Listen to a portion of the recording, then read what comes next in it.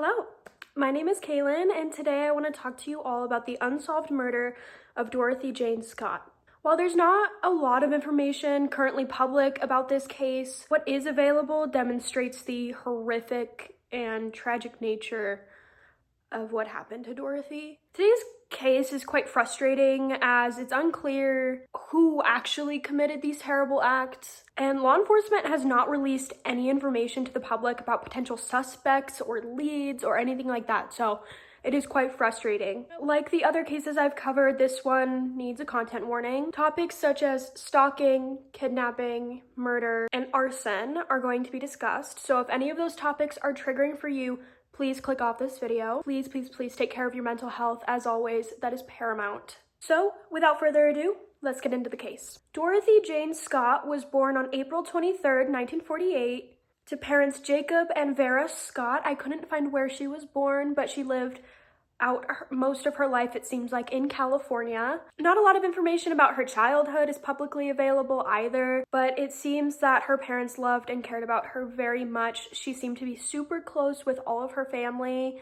and they were very close-knit. At the time of the incident, Dorothy was a single mother living with her aunt and her 4-year-old son in Stanton, California, which is about 24 miles southeast of Los Angeles. It's also reported that she worked as a secretary for 2 jointly owned stores in Anaheim, California. I also saw something, I don't think this is true or correct, that she worked at McDonald's, but majority of what I saw was that she was a secretary. Friends and family described Dorothy as someone who enjoyed somewhat of like a low-key lifestyle. You know, she preferred staying at home and spending time with her son.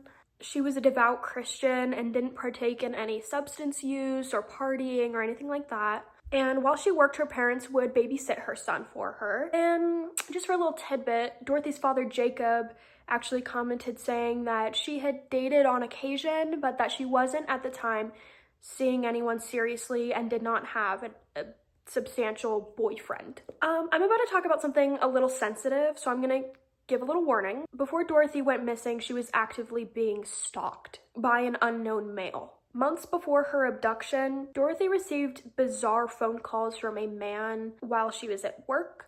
In those phone calls, the man professed his love for Dorothy and also his desire to kill her. Understandably, she was afraid and she told her parents about the calls.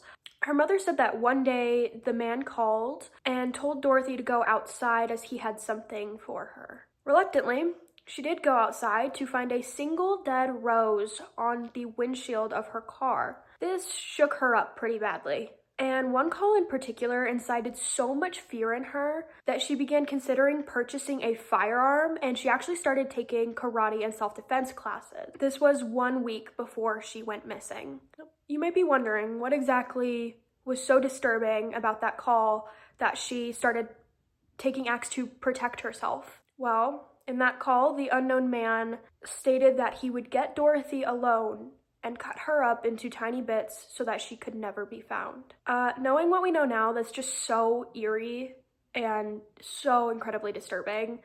And I think anyone would be just as upset and troubled by hearing something like that.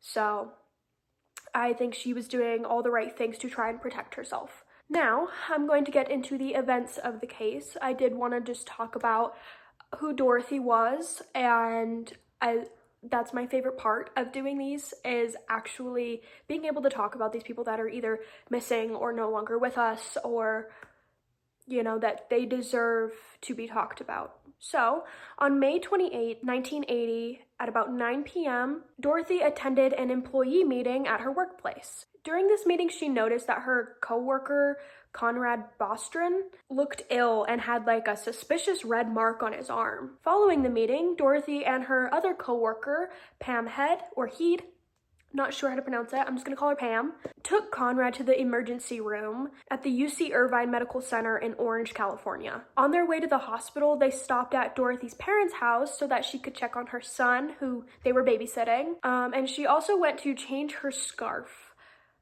Now, I have seen some debate on the colors of these scarves, but it is a little bit important, actually, believe it or not. I know this is kind of random. From what I could find, she either changed her scarf from a black to a red scarf or a black to a white one.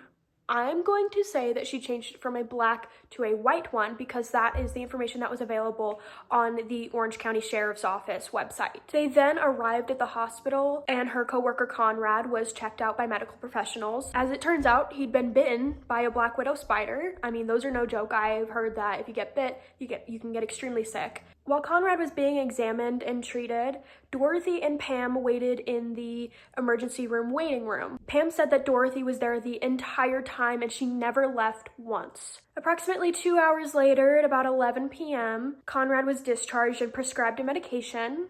Dorothy offered to bring her car around to the front of the emergency room since she didn't want Conrad to walk too far given her condition. I mean, even that little bit just goes to show how caring she was, even for people like her coworkers. You know, I don't know exactly how close her and her coworkers were, but it just goes to show she cared so much about everyone in her life.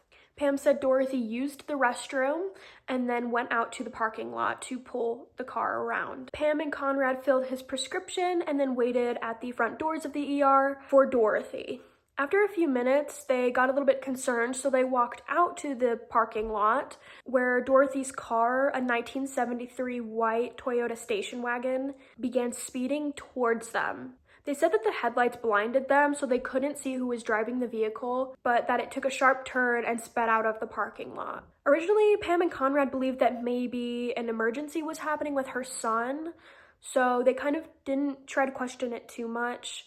But after they didn't hear from her for about an hour or two, they went and reported her missing. I just have to say, Pam and Conrad did a great job at recounting all the events of that night, and they definitely did the best that they could. It's very clear that they were worried about Dorothy, so again, this is what you should do. You should report someone missing if you are concerned. At about 4:30 a.m. on May 29th, the next day, Dorothy's white 1973 Toyota station wagon was found burning in an alleyway about 10 miles from the medical center. However, neither Dorothy nor her abductor were anywhere to be found. We're gonna fast forward about 4 years now. On August 6, 1984, 2 construction workers in Anaheim Hills found a human skull and other various remains, as well as the turquoise ring and watch that Dorothy was said to have been wearing on the day she went missing. Apparently, I only found this in one source, so again, I don't know if it's true. The watch had actually stopped at 12:30 a.m. on May 29th of 1980. So do with that what you will. I don't know if that's 100% true. I just thought I would throw that in there. The remains were charred, and authorities believe that they had at least been in that location for about 2 years as a bushfire swept through the area in 1982.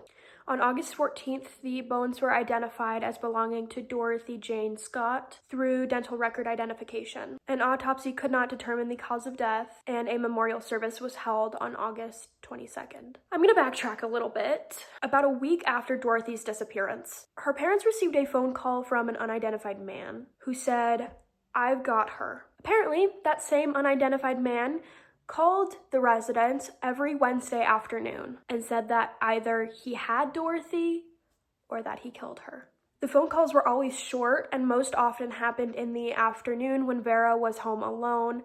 Vera, again, is Dorothy's mother. In April 1984, the call stopped after Jacob was home one evening and answered the phone.